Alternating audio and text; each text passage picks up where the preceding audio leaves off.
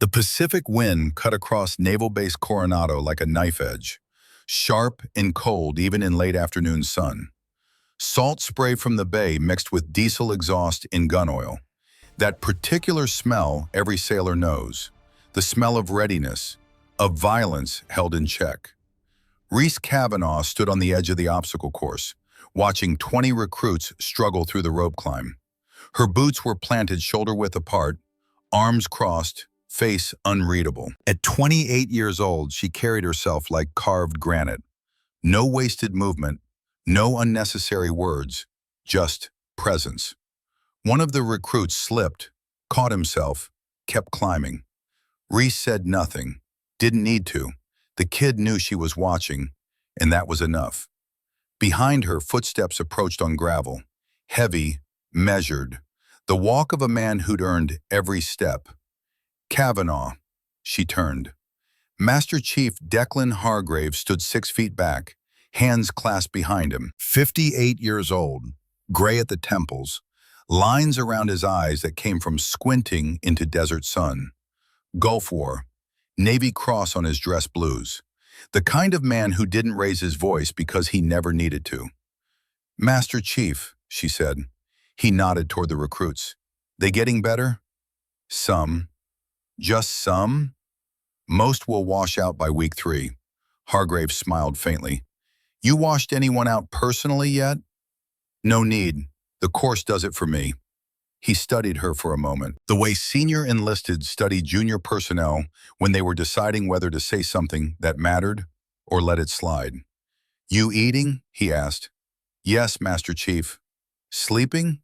Enough. That's not an answer. Reese met his eyes. 4 hours, same as always. Hargrave sighed. Not disapproval, understanding. He'd been there himself, years ago, when sleep felt like weakness and vigilance felt like survival.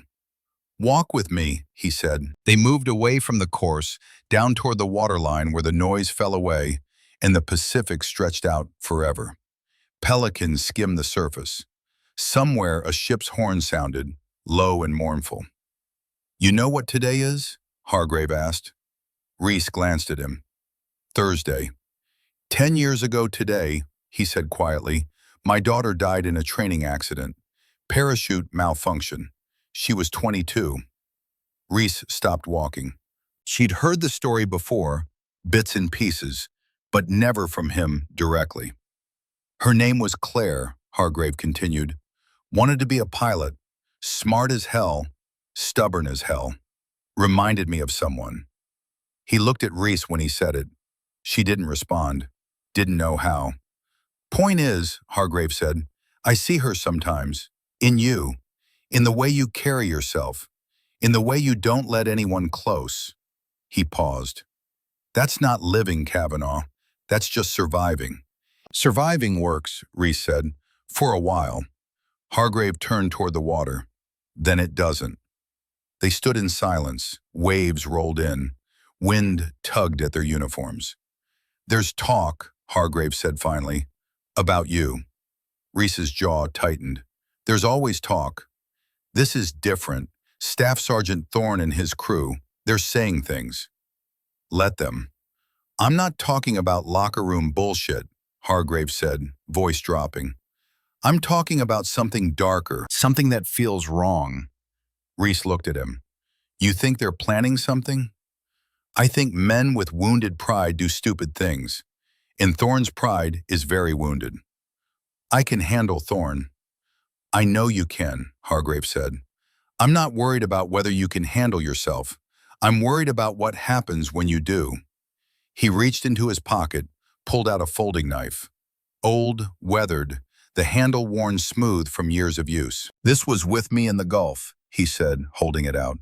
Carried it through every firefight, never used it, but knowing it was there made a difference. Reese hesitated, then took it.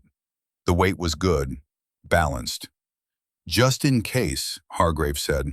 Trust your instincts, Kavanaugh. They've kept you alive this long. She slipped the knife into her pocket. Thank you, Master Chief. He nodded, started to walk back toward the base, then stopped. One more thing, he said. If something happens this weekend, if things go sideways, you call me. Doesn't matter what time. You understand? I understand. But she wouldn't call. They both knew it. Reese Kavanaugh didn't call for help. Hadn't in 8 years. Not since the night that changed everything. The night she learned that the only person you could truly count on was yourself. 6 months earlier, the desert had been merciless. The training facility sprawled across 12,000 acres of nothing. Sand, rock, heat that made the air shimmer like water. This was where they broke the weak ones, where overconfidence met reality, and reality always won. Reese had been stationed there 3 weeks. Just another rotation, another set of recruits to mold into something resembling functional operators. She ran the combatives course, the close quarters battle drills, the parts where technique mattered more than muscle. That's where Staff Sergeant Marcus Thorne first noticed her. He came to observe one morning, leaning against the doorway of the training hall, while Reese demonstrated a disarm technique on a volunteer. The volunteer was bigger, heavier, confident. He grabbed her from behind, arms locked around her chest, thinking size would be enough. 3 seconds later, he was on the mat, gasping, her knee between his shoulder blades, and his arm hyperextended at an angle that made everyone watching wince. Control, Reese said, not breathing hard. Not strength. Control. She released him, helped him up, reset the drill. The volunteer rubbed his shoulder, respect and embarrassment mixing on his face. Thorne watched the whole thing with the expression of a man seeing something he wanted and hadn't realized he wanted until that moment. After the session, he approached. 32 years old, movie star jaw, the kind of smile that had opened a lot of doors and closed a lot of doubts. 3 deployment ribbons, expert marksman qualification, the natural charisma that made junior enlisted want to follow him and senior enlisted want to promote him. Impressive, he said, falling into step beside her as she headed toward the armory. Reese glanced at him. Thank you, Staff Sergeant. Marcus, he said, we don't need to be formal. I prefer formal. His smile didn't falter. Fair enough. You're new here, right? Kavanaugh? That's correct. Where'd you train? That disarm technique, that's not standard curriculum. Personal study, Reese said. They reached the armory door. She stopped, turned to face him, making it clear the conversation was ending. Well, Thorne said, if you ever want to grab coffee sometime, compare notes on technique, I know a good spot off base. I appreciate the offer, Reese said, but no. Not rude, not apologetic, just no. Thorne's smile held, but something shifted behind his eyes. A flicker. Brief. Gone almost immediately. No problem, he said. Maybe another time. I don't think so. She went inside, closed the door. Thorne stood there for a moment, alone in the corridor, smile fading. He wasn't used to that, to flat rejection, to women who didn't even soften the blow with excuses or explanations. Just no. He walked back toward the barracks, hands in his pockets, mind already working on the problem. Because that's what Reese Kavanaugh had become in that moment, a problem that needed solving. Over the next 4 months, Thorne tried again. Different approaches, different angles, different strategies designed to break through her defenses. He brought her coffee during morning PT. She thanked him, left it untouched on the bench. He offered technical advice on her training curriculum, suggestions wrapped in compliments. She listened politely, didn't implement any of it. He invited her to informal squad gatherings, movie nights, beach volleyball games. She declined every time. Always polite, always professional, always no. His crew noticed. Garrett Finch, 26, compact build, boxer's hands, the kind of guy who settled arguments with fists and felt good about it after. Cole Vickers, 24, lean and quick, always had his phone out, always recording something, always looking for content. Owen Dalton, 22, fresh-faced, eager to prove himself to the older men, eager to belong to something bigger than himself. They watched Thorne's repeated attempts and subsequent failures with a mixture of sympathy and amusement. "She's ice cold, man," Garrett said one evening in the rec room. "Doesn't even blink when you talk to her." "She blinks," Thorne said. "She's just not interested." "In you?" Cole laughed. "That's a first." Thorne didn't laugh, stared at his beer bottle instead, picking at the label with his thumbnail. "Maybe she's got someone," Owen offered. "Like back home or something." "She doesn't," Thorne said. "How do you know?" "I asked around." Thorne looked up. "No boyfriend, no girlfriend, no anything. She just keeps to herself." "Some people are like that," Owen said. "Nobody's like that," Garrett said. "Not really. Everyone needs something. Everyone wants something." "Maybe she doesn't need anything from us," Cole said, scrolling through his phone. Thorne set his beer down harder than necessary. "She thinks she's better than everyone here. That's the problem. Walks around like we're beneath her. Like our attention is an insult." The others went quiet. The tone had shifted. What started as friendly ribbing had developed an edge. "Come on, man," Owen said. "She's just focused. Doesn't mean she thinks she's better." "Doesn't it?" Thorne leaned back. "You seen the way she looks at people? Like we're specimens under glass? Like she's studying us and finding us lacking?"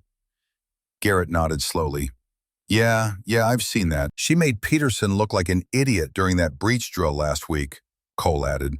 "In front of everyone." "Peterson made himself look like an idiot," Owen said. "He didn't clear the corner." "She didn't have to embarrass him about it. She was doing her job." "Her job," Thorne said quietly, "is to train personnel, not make them feel like shit for not being as perfect as she is." Silence settled over the table. The television in the corner played SportsCenter at low volume. Somewhere down the hall, someone laughed, the sound distant and disconnected from the tension building in this room. "So what?" Garrett said finally. "What do you want to do about it?" Thorne didn't answer right away. Turned his beer bottle in slow circles on the table, condensation leaving wet rings on the wood.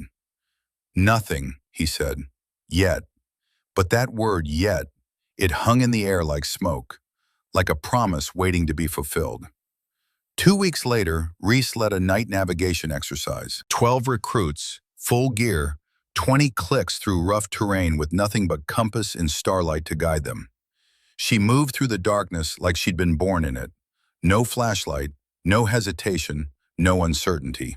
The recruits struggled to keep pace, stumbling over rocks, cursing under their breath, wondering how she made it look so easy. Thorne and his crew had volunteered as safety observers, positioned at checkpoints along the route. Standard procedure, nothing unusual, just experienced personnel making sure the training went smoothly. Except at checkpoint 3, Garrett radioed ahead to checkpoint 4, where Thorne was waiting. "She's coming up on you," Garrett said. "Alone, about 50 meters out." "Copy," Thorne said. He waited in the darkness, listening to footsteps approach. Light, quick, confident.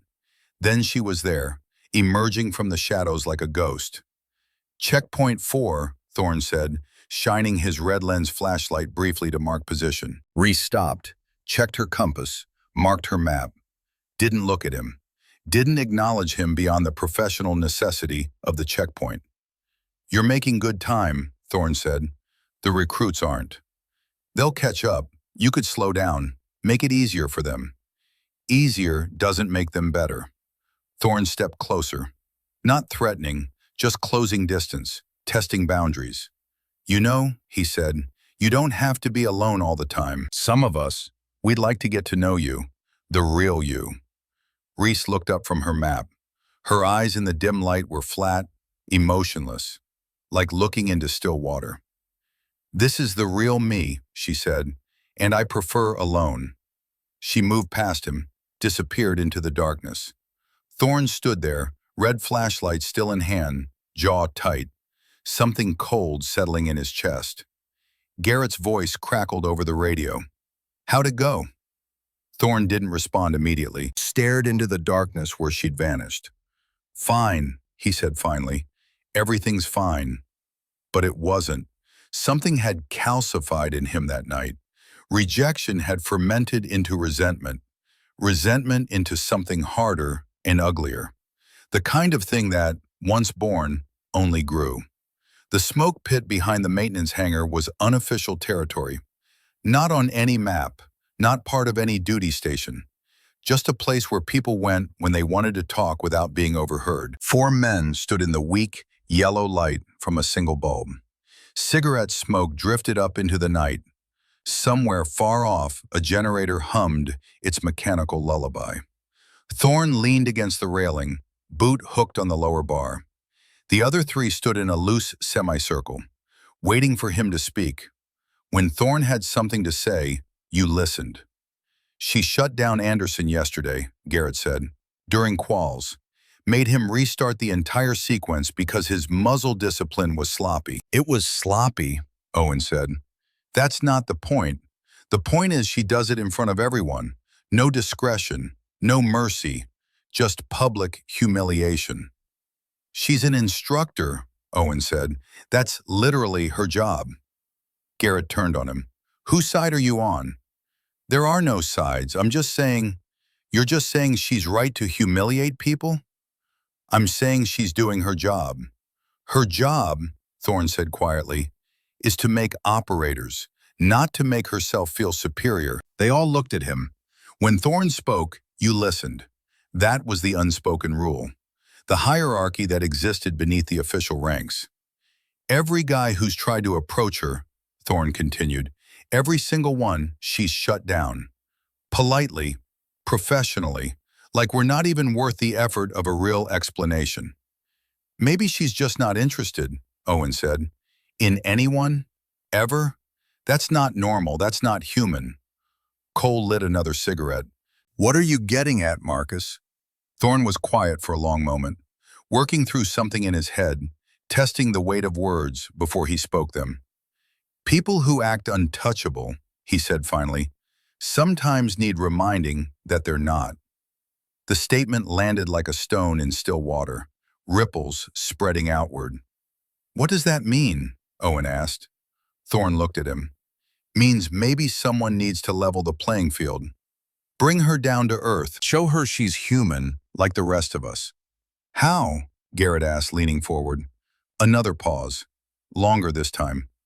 Party this Saturday, Thorne said. Carter's place, off base, casual, everyone's invited. Including her, Cole said. Especially her. Owen shifted his weight, uncomfortable. What exactly are you planning? Nothing, Thorne said. Just a conversation, a real one, where she can't hide behind professionalism and protocols. He flicked his cigarette into the gravel, where the walls come down and she has to be honest about who she really is. Garrett smiled slowly. How are you going to make that happen? Thorne didn't answer directly, just looked at each of them in turn, making sure they understood without having to say it explicitly. You trust me? He asked. Yeah, Garrett said immediately. Cole nodded. Always. Owen hesitated, then nodded too. Yeah. Good, Thorne said. Then let me handle the details. You just show up Saturday night and make sure word gets to Kavanaugh about the party. Casual, like it's no big deal. And if she doesn't come, Cole asked. She'll come, Thorne said. She's too curious not to. She'll want to see what we're about when we're off duty. Want to confirm whatever assumptions she's already made about us. He pushed off the railing, ground out his cigarette with his boot heel. Saturday night, he said again, everything changes. They dispersed into the darkness, each man walking away with different thoughts. Garrett felt excitement, the prospect of action after weeks of frustration. Cole felt curiosity, wondering what Thorne had planned, what footage he might get. Owen felt dread. But none of them said no. None of them walked away. Because once you're part of a crew, once you pledge loyalty to the men beside you, saying no becomes the hardest word in any language. Reese sat in her quarters, cleaning her sidearm. Field stripped, each component laid out on a towel in precise order. Barrel, slide, recoil spring, frame. The ritual was meditative, muscle memory and routine, a way to quiet the mind while keeping the hands busy. Her quarters were sparse: bed, desk, footlocker, no pictures on the walls, no personal items visible. Everything she owned could be packed in 30 minutes. That was intentional. Never get too comfortable. Never put down roots. Because the moment you did, that's when you became vulnerable. A knock at the door broke the silence. "Come in." Bryn Ashford entered. 19 years old, blonde hair pulled back in a regulation bun. Idaho farm girl who'd enlisted to escape small-town expectations and prove she was more than anyone back home thought she could be. She worked part-time in the admin office while completing her training pipeline. "Sorry to bother you, ma'am," Bryn said. Reese didn't look up from reassembling the pistol. "I'm not an officer. Don't call me ma'am." "Sorry, Reese. What do you need?" Bryn hesitated in the doorway. I wanted to say thank you for the advice you gave me last week about the dive training. I used the breathing technique you showed me and it helped. Really helped." "Good." Silence. Bryn didn't leave. Reese glanced up. "Something else?" "There's a party Saturday night," Bryn said. "Off base, Carter Brennan's place. A bunch of people are going. I was wondering if you were." "No." "Oh, okay." Bryn shifted her weight. "I just thought, might be good to socialize a little. Let people see you're not just the hard-ass instructor, that there's more to you." Reese slid the magazine into the pistol, racked the slide, checked the chamber. Empty. Safe. "I am the hard-ass instructor," she said. "That's not an act." "I know, but—" Bryn, Reese set the pistol down, looked at the younger woman directly. "I appreciate what you're trying to do, but I'm not interested in socializing. I'm here to do a job, that's all. Everyone needs friends. I have everything I need." Bryn nodded slowly, disappointed but not surprised. "Okay," she said. "Well, if you change your mind, it starts at 8. Carter's house is the blue one off Alameda, 2 blocks from the main gate." She left, closing the door softly behind her. Reese sat alone again. The pistol gleamed on the towel, all its parts reassembled, ready for whatever came next. Outside her window, the sun was setting over the Pacific. Orange and red bleeding into purple, then darkness. The end of another day. She thought about the party, about Thorne and his crew, about the way conversations stopped when she entered a room lately, the way certain men looked at her with something harder than disappointment, something that felt like calculation. Her instincts, the ones Hargrave told her to trust, those instincts were screaming. Something was wrong. Something was coming. Reese stood, walked to her footlocker, opened it. Inside, beneath her dress uniform, was a photo. 8 years old now, the edges worn from handling, a younger version of herself. 20 years old, standing with 3 other female recruits during BUD/S training. All of them smiling, all of them believing they'd make it. Only Reese did. The others washed out. One medically, one voluntarily, and one— Reese closed the footlocker without looking at the rest of the photo. Some memories didn't need revisiting. Some wounds never fully healed, no matter how much time passed. She walked to the window, looked out at the darkening base, lights coming on in buildings, personnel moving between barracks, routine, order, the illusion of safety. But Reese Kavanaugh had learned the truth 8 years ago, the night that changed everything, the night she stopped trusting walls and locked doors and men who smiled too much. Safety was an illusion. The only real security came from within, from training, from readiness, from the absolute certainty that when violence came, and it always came eventually, you would be the one left standing. She touched the pocket where Hargrave's knife rested, felt its weight, its promise. Saturday night, Carter's house. A party where she wasn't wanted, but had been invited anyway. Every tactical sense she possessed said don't go, stay away, let them have their gathering without her. But Reese Kavanaugh hadn't survived this long by running from threats. She faced them, assessed them, and if necessary, she ended them. Saturday night, she decided she would go to the party. She would walk into whatever trap they'd prepared, and she would walk out again. Because that's what survivors did. They survived. Friday afternoon came with its own weight. The medical supply building sat at the edge of the base, unremarkable and largely ignored. Bryn Ashford had been assigned admin duty there for the week. Inventory, requisitions, data entry. Mind-numbing work, but it paid and it kept her clearance active. She was filing paperwork when she noticed someone at one of the computer terminals. Staff Sergeant Thorne logged into the pharmaceutical database. Not unusual. Personnel with appropriate clearance access the database regularly for legitimate reasons. Training scenarios, field medicine protocols, documentation for after-action reports. But something about the way he was looking at the screen made Bryn pause. Furtive, quick glances toward the door, tension in his shoulders. The posture of someone doing something they shouldn't. She moved closer, pretending to organize nearby files.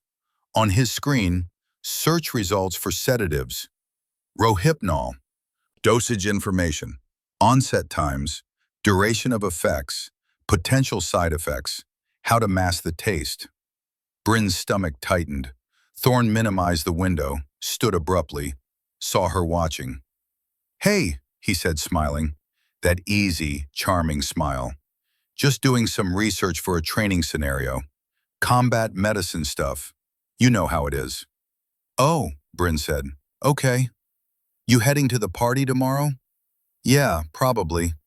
"Good. Should be fun. Bring friends." He walked past her, paused at the door. "See you there, Ashford." After he left, Bryn stood in the quiet room, staring at the computer terminal. The screen had gone dark. Sleep mode. Whatever he'd been looking at was gone. Something felt wrong. But what? Instructors research medical topics all the time. Sedatives were part of combat medicine curriculum. Field medics needed to know how these substances worked, how to identify them, how to treat someone who'd been exposed. She was probably overreacting, making connections that didn't exist, seeing shadows where there was only light. Bryn went back to her filing, but the unease stayed with her, a small voice in the back of her mind that she chose to ignore because the alternative, believing that someone she served with could be planning something dark, was too frightening to consider. So she ignored it. And that choice, that moment of dismissing her instincts, would haunt her later. Saturday, 6 p.m. Reese stood in front of her mirror, studying her reflection. Jeans, black t-shirt, boots. The same thing she wore off-duty every time. Functional, unremarkable. The uniform of someone who didn't want attention. She wasn't going to the party to impress anyone, wasn't going to socialize or bond or let her guard down. She was going because walking away felt like surrender. And Reese Kavanaugh didn't surrender. The knife Hargrave gave her was in her pocket. Her phone was charged. She'd told no one she was going, hadn't asked for backup or support. This wasn't a mission, just reconnaissance. Intelligence gathering. See what they were about, assess the threat level, and leave. Simple. At 7:30, she left her quarters, walked across the base to the parking lot, got into her truck. The drive to Carter's house took 12 minutes. Residential area, quiet streets, houses with small yards and chain-link fences. Normal suburbia hiding whatever secrets it held. The blue house was easy to spot. Cars lined both sides of the street. Music thumped from inside, bass rattling windows. Through the glass, she could see people. 30, maybe 40 personnel. Drinking, talking, laughing. Normal, harmless. But Reese had learned long ago that normal was a mask people wore. Underneath, everyone was capable of anything. She parked 3 blocks away, approached on foot, taking her time, letting her eyes adjust to the streetlights and shadows. Through the windows, she could see people. 30, maybe 40 personnel. Drinking, talking, laughing, normal, harmless. She reached the front door at 8:45. Inside, the noise was immediate. Music, conversations overlapping, someone shouting about a football game, the smell of beer and grilled meat, the familiar chaos of off-duty military personnel letting off steam. Reese stepped in, closed the door behind her. Heads turned. Conversations paused briefly, then resumed. The ripple effect of someone unexpected arriving. She moved through the crowd, not stopping, not engaging, just present, visible, making it clear she wasn't hiding, wasn't intimidated, wasn't playing their game. In the kitchen, Thorne was leaning against the counter. When he saw her, his expressions shifted. Surprise, then satisfaction, then something else. Something predatory that made Reese's instincts spike. "Kavanaugh," he said, pushing off the counter. "Didn't think you'd show." "Here for an hour," Reese said. "Then I'm leaving." "Fair enough. Want a drink?" He gestured to the counter where red plastic cups were lined up in neat rows. "Got beer, some mixed stuff, nothing fancy." Reese looked at the cups, all identical. No way to know which was which. No way to track chain of custody. "I'll get my own," she said, moving toward the cooler. But Thorne was already holding one out. "Already poured, save you the trouble." Their eyes met. His expression was friendly, open, trustworthy, the face of someone who meant well, who was just trying to be a good host. Every alarm in Reese's head was screaming, but refusing would show suspicion, would reveal that she didn't trust him, didn't feel safe here, would give him exactly what he wanted, confirmation that she thought herself above them, that she saw danger where others saw friendship. So she took the cup. "Thanks," she said. Thorne smiled. "No problem. Enjoy the party." He walked away, disappeared into the crowd. Reese looked down at the cup in her hand. Clear liquid, smelled like vodka and juice. Innocent, harmless, exactly what you'd expect at a party. She raised it to her lips. Didn't drink. Just let the liquid touch her mouth, wet her lips, then lowered it again. Not obvious, just careful. Just maintaining the illusion of participation while taking no actual risk. Around her, the party continued. People laughed, music played, everything normal. But in Reese Kavanaugh's world, nothing was ever normal. And tonight she knew with absolute certainty something was about to go very, very wrong. The trap was set. The predators were watching. And Reese walked deeper into their circle, knowing exactly what they wanted and knowing exactly what she would do when they tried to take it. 20 minutes into the party, Reese's vision blurred. Not much, just a fraction, like looking through glass smeared with fingerprints. She blinked, refocused, tried to clear it. The blur remained, spreading at the edges of her peripheral vision. She set the cup down on a table near the porch door, had barely touched it to her lips, but liquid absorbed through membranes, through skin contact, through the wet edge of plastic against mouth. Enough. Her internal assessment ran automatically. Heart rate elevated slightly. Pupils likely dilated though she couldn't see them. Depth perception compromised. Reaction time slowing. Fine motor control degrading. Rohypnol or something similar, fast acting.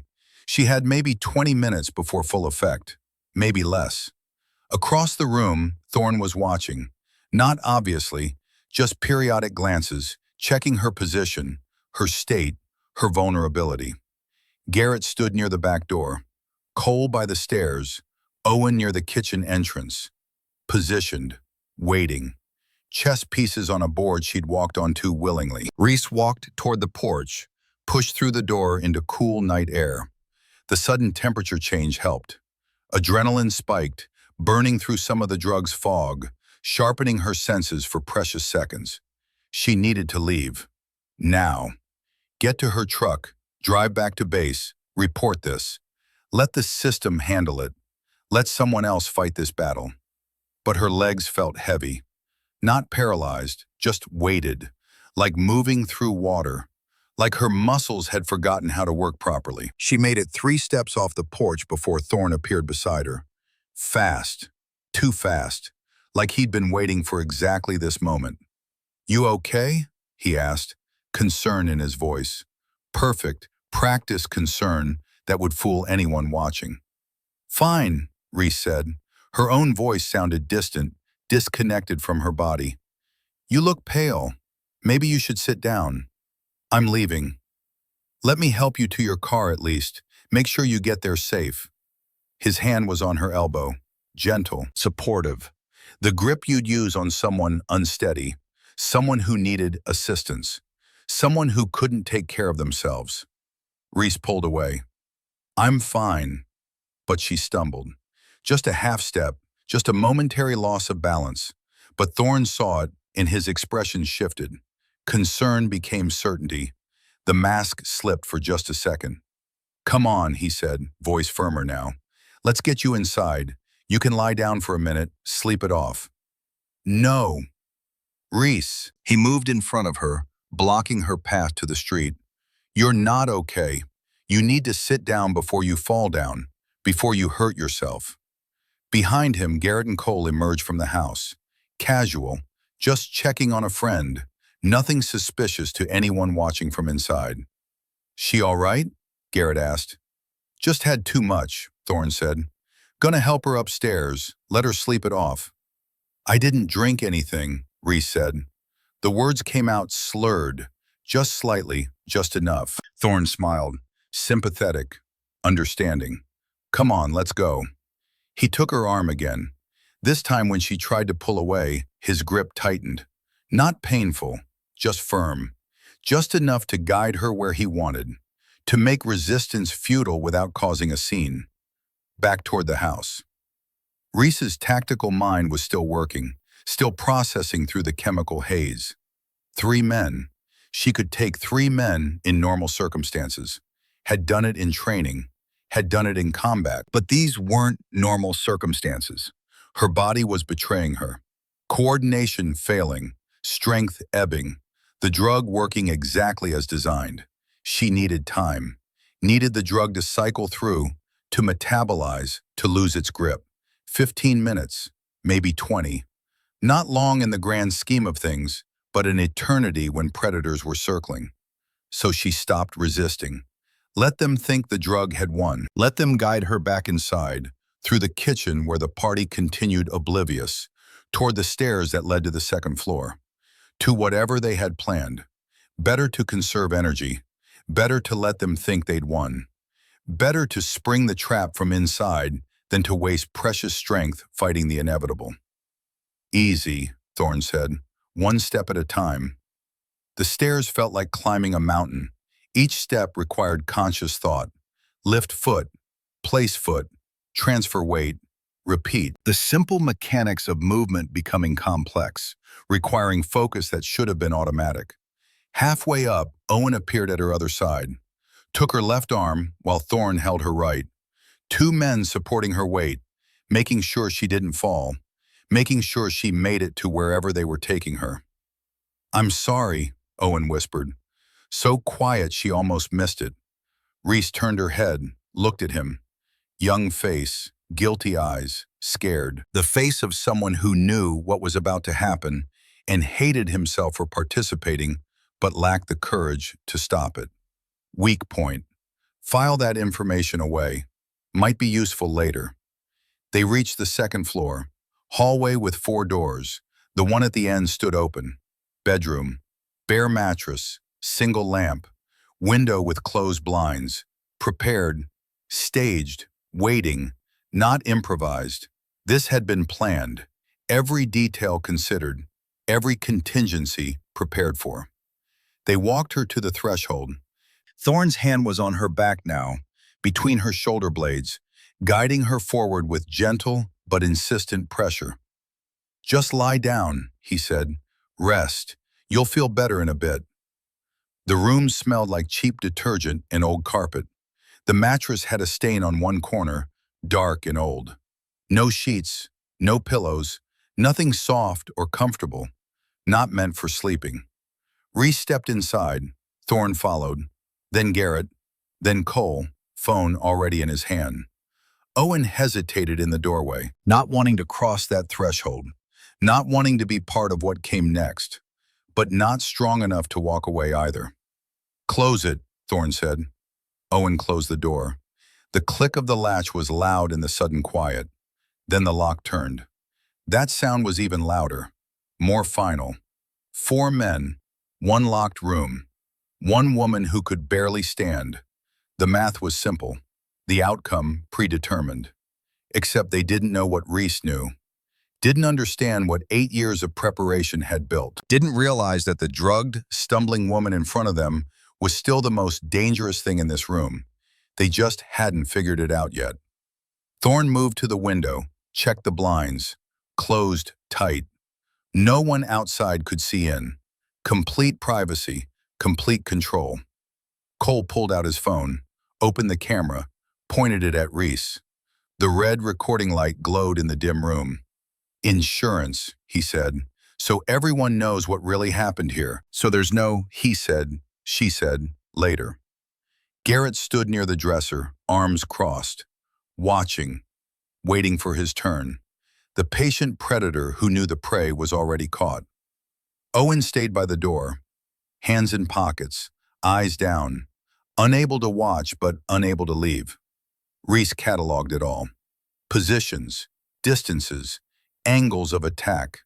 The lamp on the nightstand, ceramic base, maybe 5 pounds. The dresser drawers, potential weapons inside. The door, locked but hinges on the inside. The window, escape route if necessary. All of it processed and filed while her body swayed slightly, while her eyes struggled to focus, while they thought they'd already won. "Sit down," Thorne said. Reese didn't move. "I said sit down." "No." Thorne's smile faded, frustration replacing the friendly mask, the pretense dropping away to reveal what had been underneath all along. "You don't get to say no anymore," he said. "Not here. Not now." That privilege ended when you walked through the door downstairs. He moved forward, put his hand on her shoulder, pushed. Reese let herself fall backward onto the mattress, let her body go limp, let them see what they expected to see, what they needed to see to feel safe, to feel in control, helpless, vulnerable, defeated. The mattress was old, springs digging into her back. Her vision swam. The ceiling fan above was motionless, blades thick with dust, a fixture that hadn't moved in years. Thorne leaned over her, close enough that she could smell his cologne, his breath, the beer he'd been drinking. Close enough to be a threat, close enough to be a target. "All those times you said no to me," he said quietly, "like I wasn't good enough, like none of us were good enough, like you were some kind of ice queen who didn't need anyone." His hand was on her collarbone now, fingers tracing down, testing, claiming. "Who's good enough now?" he asked. Reese didn't answer, didn't move, just watched him through half-closed eyes, letting him think she was barely conscious, barely aware of what was happening. Garrett moved closer. "Let me help." He grabbed her left wrist, pinned it to the mattress beside her head. His grip was professional, practiced, not the grip of someone doing this for the first time. He'd done this before. That realization cut through the drug fog like a blade. This wasn't their first time. This was routine for them, a pattern repeated. A system they'd perfected. How many others? How many other women who said no and paid this price? How many victims had there been before her? Cole moved to her right side, grabbed her other wrist, phone still in one hand, recording everything, documenting the assault for posterity or blackmail or whatever sick purpose he had in mind. "Get her legs," Thorne said to Owen. Owen didn't move, just stood there frozen, hands trembling. "Owen, now!" The younger man stepped forward slowly, bagged Reese's left ankle. His hands were shaking, sweating. He didn't look at her face, couldn't meet her eyes. Garrett took the right ankle. 4 points of contact, pinned, spread out on the mattress like a specimen on a table, like something to be studied, to be used, to be discarded. Thorne straightened up, looked down at her. savoring the moment, the power, the control, the reversal of every rejection, every humiliation, every time she'd made him feel small. "See," he said, "this is who you really are. Just another person who can be held down, can be controlled, can be taught a lesson." He reached for her shirt collar. Reese's heart rate spiked. Not fear, fury. Cold, controlled fury that burned away the last of the drug's effect, like sunrise burning away fog. Her breathing changed, deeper, steadier, oxygenating muscles, preparing for what came next. Thorne grabbed the collar of her shirt, started to pull. Fabric tore. The sound was loud in the quiet room, satisfying to him. The first step in whatever he had planned. Cole's phone camera focused in closer, getting the shot, the evidence, the trophy, the thing he could use later to control her, or to relive this moment, or to show others what happened when someone rejected them. "Yeah," Cole said. "That's it. This is good. Keep going." Garrett's grip on her wrist tightened. Owen's hands on her ankles started to sweat. She could feel his pulse through his fingers. Racing, terrified. The reluctant participant who'd gone too far to back out now. Weak point confirmed. Thorne leaned down again, his face inches from hers, close enough to see the satisfaction in his eyes, the belief that he'd won, that justice, in his twisted worldview, was being served. "Scream louder," he whispered. "Nobody's coming. Nobody cares. You're alone. Finally, completely alone." Those words, those exact words, 8 years ago, different room, different men, same words, same situation. Same moment of realization that help wasn't coming and survival depended entirely on herself. Something inside Reese broke. Not her spirit, not her will. The last chain holding back 8 years of rage, 8 years of preparation, 8 years of waiting for this exact moment. Her eyes opened fully, clear, focused. The drug was still in her system, but adrenaline was stronger. Training was stronger. The absolute refusal to be a victim again was stronger than any chemical compound ever created. Thorne saw the change, saw something shift behind her eyes, saw the predator realize it had trapped the wrong prey. His expression flickered, uncertainty replacing certainty. Too late. Reese's right leg, the one Garrett held, exploded upward. Not a wild kick, not desperation. A precise chamber, knee to chest, then extension, full power, full commitment. Her boot heel drove into Owen's groin with every ounce of force she could generate. The impact was devastating. Physics and anatomy combining in the worst possible way for Owen. Owen's scream was high and broken, the sound of something fundamental breaking. His hands released her ankle immediately. He collapsed sideways, hit the floor, curled into a ball. Out of the fight, neutralized. One down. Garrett's head turned toward Owen. Distraction. Fatal mistake. The oldest trick in combat. Never take your eyes off your opponent. Reese twisted her hips, used the mattress springs for leverage, pivoted her body. Her left leg came free. She coiled it, building tension, then snapped it out. Heel strike to Garrett's solar plexus. Center mass. Maximum damage. Air exploded from his lungs. His grip on her wrist loosened. He stumbled backward, gasping, unable to breathe, unable to function.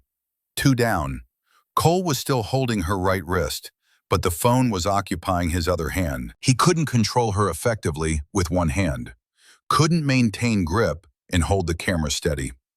Reese sat up fast, using core strength and momentum, headbutted him. Not a wild swing, targeted, forehead to bridge of nose, bone against cartilage. No contest. Cartilage crunched, blood sprayed. Cole released her wrist, stumbled backward, hands going to his face. Phone clattered to the floor, screen cracking on impact. 3 down.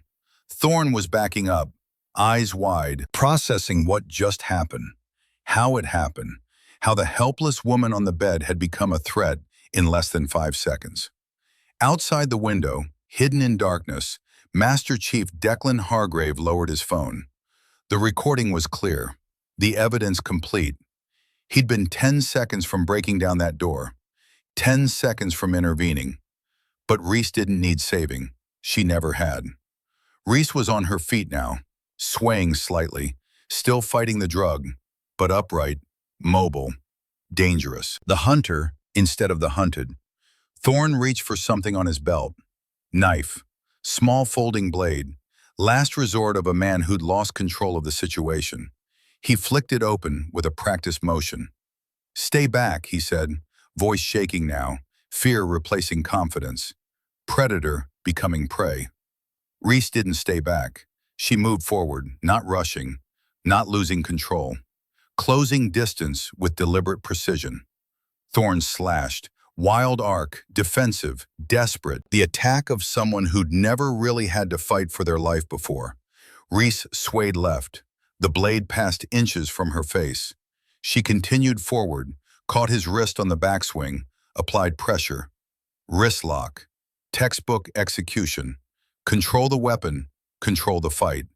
The knife fell, clattered on the floor, harmless now. She drove her palm into his chin, snapping his head back. His teeth clacked together, blood on his lips where he bit his tongue, the copper taste of defeat. He stumbled backward into the dresser, tried to push off, come back at her, still thinking he could win this, still not understanding how badly he'd miscalculated. Reese grabbed the lamp from the nightstand, ceramic base, heavy, solid. She swung it in a short arc, efficient, economic, no wasted motion, connected with the side of Thorne's head. The lamp shattered, ceramic fragments scattering. Thorne dropped, not unconscious, dazed, blood running from his temple, mixing with the sweat in fear. Behind her, Garrett was trying to stand, still wheezing, ribs probably cracked from her kick, moving slow, vulnerable. Reese turned, stepped over Owen, who was still curled on the floor, still whimpering, moved toward Garrett with purpose. He saw her coming, tried to raise his hands, defend himself, but his breathing was wrong, his balance was off. He was operating at 20% capacity, too slow. She grabbed the front of his shirt, slammed his head backward into the doorframe. Once, the sound of skull meeting wood. Twice, harder. Third time his eyes rolled up. He slid down the wall, unconscious, a rag doll in tactical clothing. Cole was on his knees, blood pouring from his broken nose, trying to crawl toward the phone, trying to recover the evidence, trying to salvage something from this disaster. Reese walked over, stomped on the phone. Screen splintered under her boot. She stomped again. Plastic cracked. Again. Components scattered across the floor like confetti. No evidence, no recording, no trophy, nothing to use against her later. Cole looked up at her, terror in his eyes. The kind of fear that comes from realizing you've made a fundamental miscalculation about the world and your place in it. "Please," he said, "please don't." Reese grabbed him by the collar, lifted him partially off the ground, drove her knee into his ribs, felt one crack, then another, the sound of consequences arriving. He went down, stayed down, curled up like Owen, whimpering, broken. The room was quiet now except for breathing. Theirs, ragged, desperate, damaged. Hers, controlled, steady, victorious. 30 seconds, maybe less. 4 men down. 4 threats neutralized. 4 predators who'd learned that some prey fought back. Reese stood in the center of the room, shirt torn, knuckles bleeding, hair wild. The drug was still in her system. She could feel it. But it didn't matter anymore. She'd won. Not because she was stronger, not because she was lucky, because she'd trained for this. Because 8 years ago she'd sworn it would never happen again. And because when it mattered, when violence was the only answer, She was better at violence than they could ever imagine. Thorne was trying to sit up, blood on his face, eyes unfocused. Concussion, probably. Maybe worse. Reese walked over, knelt beside him, made sure he could see her clearly, made sure he understood. "Say it again," she said quietly. He looked at her, confused, in shock, brain trying to process what had just happened. "Say what you said before," Reese said, "about nobody coming." Thorne's mouth moved. No sound came out, just breath and blood. Reese grabbed his jaw, forced him to look at her, to really see her, to understand the mistake he'd made. "Say it." "Nobody's coming," he whispered. "That's right," Reese said. "Nobody came. Nobody saved me. I saved myself. Remember that. Every day in prison, remember that you chose this. You chose to be predators. And predators sometimes meet something higher on the food chain." She released him, stood, walked to the door, turned the lock, pulled it open. The door handle had broken when Garrett hit the frame. Splintered wood, bent metal. It wouldn't close properly now. Didn't matter. She was done here. Reese stepped into the hallway. Cool air from a window somewhere. Voices from downstairs. Music still playing. The party continuing. Oblivious to what had happened one floor above. She walked toward the stairs, each step more stable than the last. Adrenaline burning away the drug, clarity returning, control reestablishing itself. At the top of the stairs, she paused, looked back down the hallway, at the broken door, at the room where 4 men lay in various states of consciousness, at the scene of their defeat. Then she started down, one step at a time, hand on the railing for balance, shirt torn at the collar, blood on her knuckles, boots still on but unlaced. Halfway down, someone looked up, a corporal, young, drunk. His expression changed as he processed what he was seeing. Shock, confusion, the disconnect between expectation and reality. "You okay?" he asked. Reese stopped, looked at him, let him see her face, let him see the truth in her eyes. "They're not," she said, continued down the stairs. More people noticing now, conversations stopping, heads turning, eyes widening, the ripple effect spreading through the party as people realized something had happened. She walked through the kitchen, through the living room, toward the front door, moving with purpose, not running, not hiding, just leaving. Someone grabbed her arm. "Hey, what happened? Do you need—" Reese pulled free without breaking stride, kept walking. No explanations necessary, no justifications required. Outside, the night air was cold, sobering. She stood on the porch for a moment, breathing deeply, letting the adrenaline cycle down, letting her body begin the process of recovery. Her truck was 3 blocks away. Long walk. But she'd made longer walks in worse condition. She stepped off the porch. A voice from her left. "Kavanaugh." Reese turned. Master Chief Declan Hargrave stood beside his truck, parked across the street. He'd been there the whole time, watching, waiting, recording, ready to intervene if necessary, but trusting her to handle it herself. He walked toward her, stopped a few feet away, looked at her torn shirt, her bleeding knuckles, her steady gaze. "You handled it?" he asked. "Yes, Master Chief." He nodded, pulled out his phone, showed her the screen. Video footage, shot through the bedroom window. Not clear, but clear enough. 4 men surrounding her. The fight. All of it documented. "I've got the rest," he said. "Go home, shower, report to base at 0600. I'll handle chain of command." Reese stared at the phone. "You were recording?" "The whole time." Hargrave's expression was hard, proud but hard. "I knew something was wrong. Followed you here. Saw them take you upstairs. I was 10 seconds from coming through that door when you handled it yourself." "Why didn't you stop them before?" "Because you needed to do it yourself. Needed to know you could." He put the phone away. "And now you do. Now you know for certain that when it matters, you're enough. You've always been enough. Behind them, voices from inside the house. Someone had found the room, found the men. Panic spreading as people realized the party was over and something serious had happened. Go, Hargrave said. I've got this. Reese hesitated, then nodded, started walking toward her truck. Kavanaugh, Hargrave called. She stopped, looked back. I'm proud of you, he said. Claire would have been too. Reese didn't trust herself to respond, just nodded, kept walking, one foot in front of the other. 3 blocks of quiet suburban streets, houses with their lights on, normal lives continuing behind those walls. 3 blocks felt like 3 miles. Every step was an effort.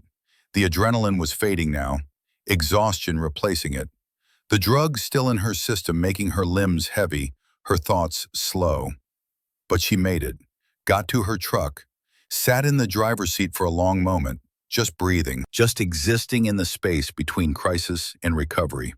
Her hands were shaking, not fear, not shock, just the aftermath, the body processing trauma, the nervous system recalibrating after emergency protocols.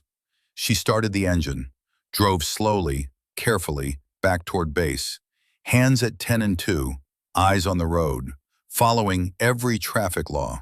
No reason to attract attention now. Behind her, Carter's house erupted into chaos. Sirens in the distance. Someone had called for medics. Someone had called the police. The machinery of justice beginning to turn. But Reese didn't look back. She drove through quiet streets, through the gate onto base, showed her ID, drove to her barracks, parked in her assigned spot. Inside her quarters, she locked the door, stripped off her torn shirt, looked at herself in the mirror. Bruises forming on her wrists where they grabbed her, scrapes on her knuckles, blood under her fingernails. Evidence of what had happened. Proof that this was real. She showered. Hot water as hot as she could stand, washing away blood and sweat and the feel of their hands on her. Washing away the evidence, but not the memory. Memory stayed. Memory always stayed. After she dressed in clean clothes, sat on her bed, looked at the clock, 11:47 p.m. In 13 minutes it would be Sunday. New day, new beginning, or maybe just continuation of the same fight, different battle, same war. Her phone buzzed. Text from Hargrave. NCIS en route. Base lockdown. You're clear. Get some sleep. Reese set the phone aside, lay back on her bed, stared at the ceiling. Sleep wouldn't come. Not tonight. Probably not tomorrow night either. But that was okay. She'd survived. Not just survived, she'd won. 4 men thought they could break her. Thought they could take what she wouldn't give. Thought that drugs and numbers and locked doors were enough. They were wrong. And now they knew it. Now everyone would know it. Reese Kavanaugh wasn't untouchable because she thought herself better. She was untouchable because she'd made herself a weapon. Sharp, precise, unforgiving. And weapons didn't negotiate, didn't compromise, didn't surrender. They cut. And tonight, she'd cut deep. Outside her window, the base was waking up. Lights coming on, vehicles moving, the machinery of justice beginning to turn. But inside her quarters, Reese sat in darkness, alone, unbroken, waiting for morning, waiting for what came next. Because she knew with absolute certainty that this wasn't over. The fight in that room was just the beginning. The real battle, the one that would determine whether justice was served or buried, whether the system protected predators or punished them, that battle was still to come. And Reese Kavanaugh would fight that battle the same way she'd fought in the bedroom, with everything she had, until she won. Or until there was nothing left to fight with. Morning came cold and gray. Fog rolled in from the Pacific, thick enough to blur the edges of buildings, to turn the base into something ghostly and uncertain. Reese stood outside the NCIS field office at 05:45, 15 minutes early. Her uniform was crisp, boots polished to mirror finish, hair pulled back regulation tight. No visible evidence of last night except a small bruise on her left wrist, mostly hidden by her sleeve. The door opened. A woman in civilian clothes, early 40s, short, dark hair, eyes that missed nothing and forgot less. Petty Officer Kavanaugh? Yes, ma'am. Special Agent Diana Wolf, come in. The office was temporary, set up in what used to be a storage building. Folding tables, laptop computers, file boxes stacked against walls. The organized chaos of an active investigation in its early hours. Two other agents were present. Both men, both watching Reese with professional assessment, trying to reconcile the composed woman in front of them with what they'd seen in the video footage. Sit, Wolf said, gesturing to a chair. Reese sat, hands folded in her lap. Posture perfect, face neutral. The mask she'd perfected over 8 years of service. Wolf pulled up a chair across from her. Close, intentionally invading personal space. Testing, seeing if Reese would flinch or retreat. She didn't. Long night? Wolf asked.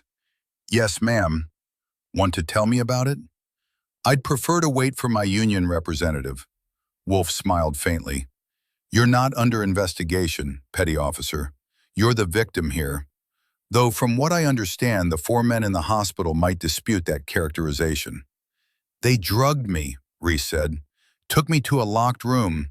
Attempted sexual assault. I defended myself. That's not disputable. That's documented. With considerable effectiveness, I was trained well.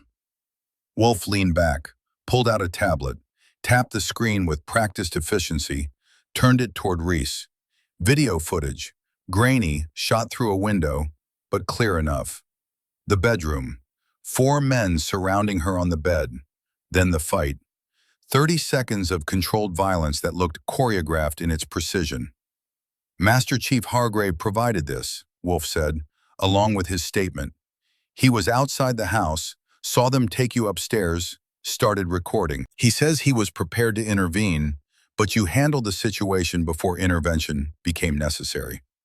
Reese watched the video without expression, seeing herself from outside, the way her body moved, efficient, brutal, effective, the product of thousands of hours of training.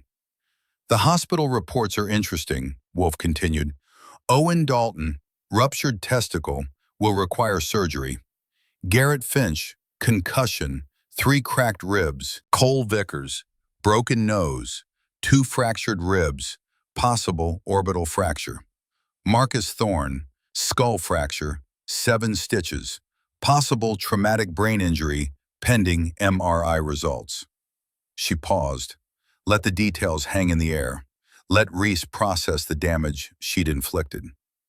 You did that in 30 seconds, Wolf said, to 4 men, while drugged, while impaired, while your fine motor control was compromised. Yes, ma'am. How?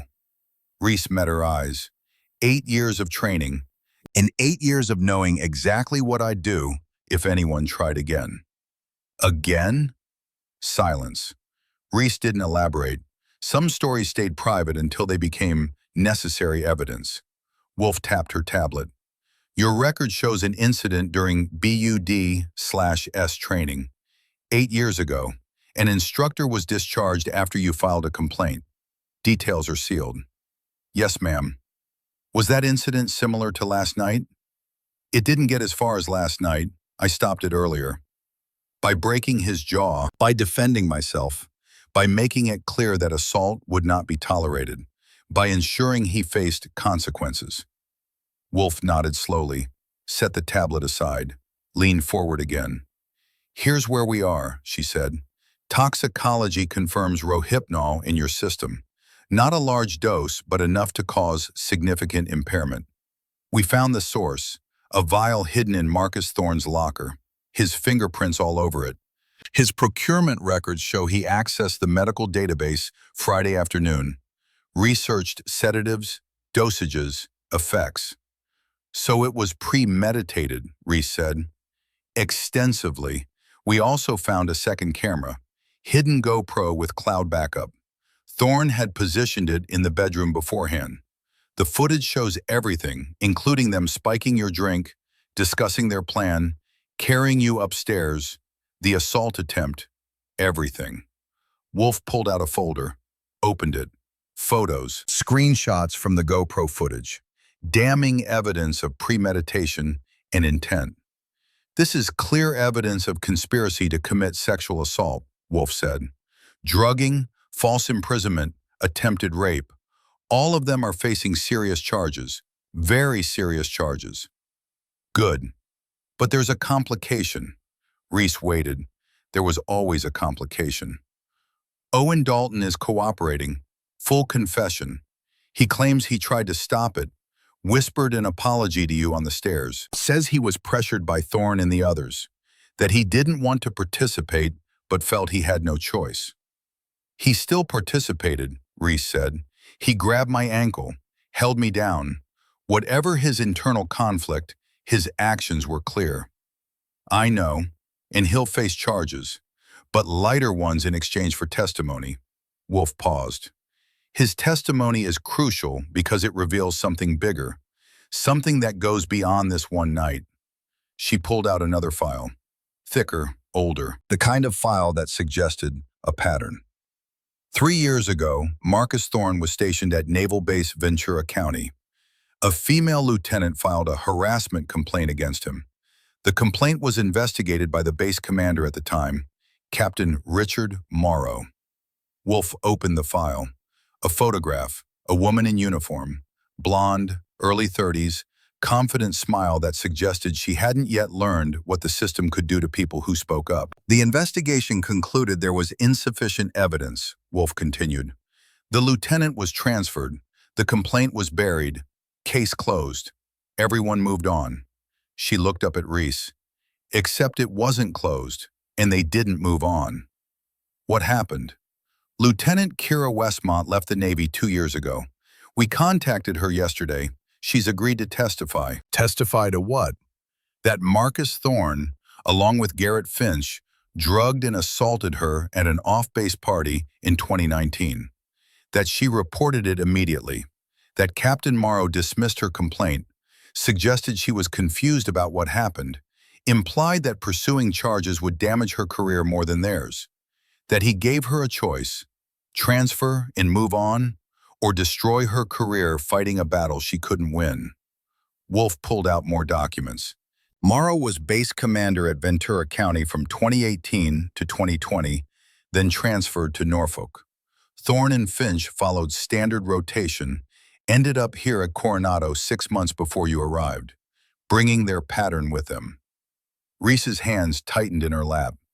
He buried it. He protected them. And because of that protection, they did it again. To me. Yes, and possibly to others we haven't found yet. The room was quiet. One of the male agents shifted his weight. The fluorescent lights hummed their steady drone.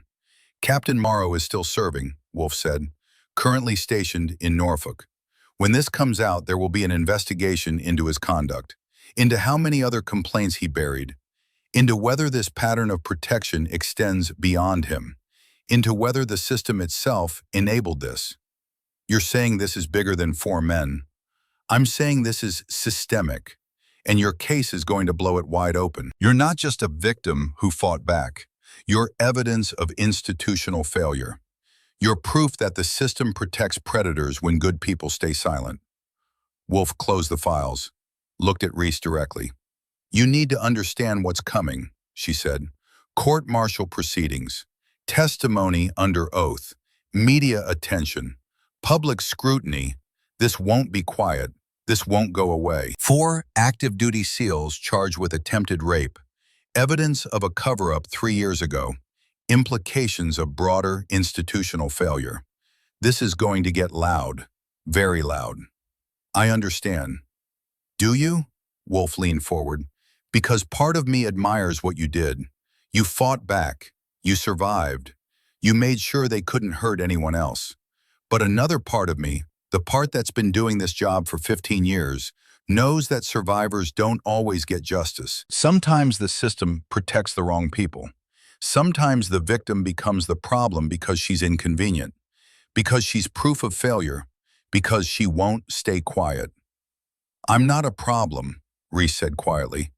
I'm evidence. Wolf smiled. Genuine this time. Yes, you are. And that's exactly the right answer. She stood, extended her hand. Reese stood, shook it. Firm grip, equal pressure.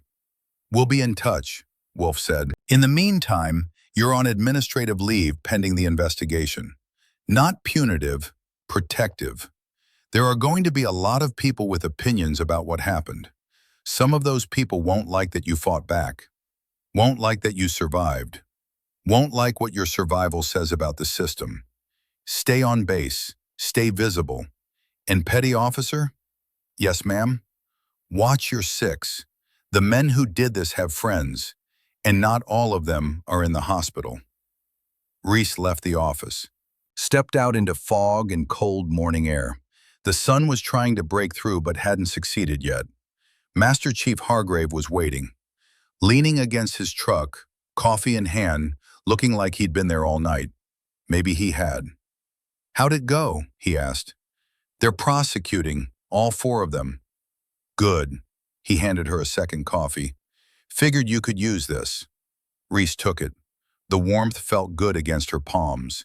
The smell of coffee cutting through the fog and exhaustion. There's something else, Hargrave said.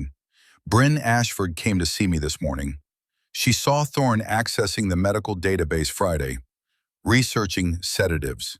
She thought it was for training, didn't report it. She's taking it hard. She's 19 years old, Reese said. She didn't know, couldn't have known. They would have explained it away as legitimate research. She knows now.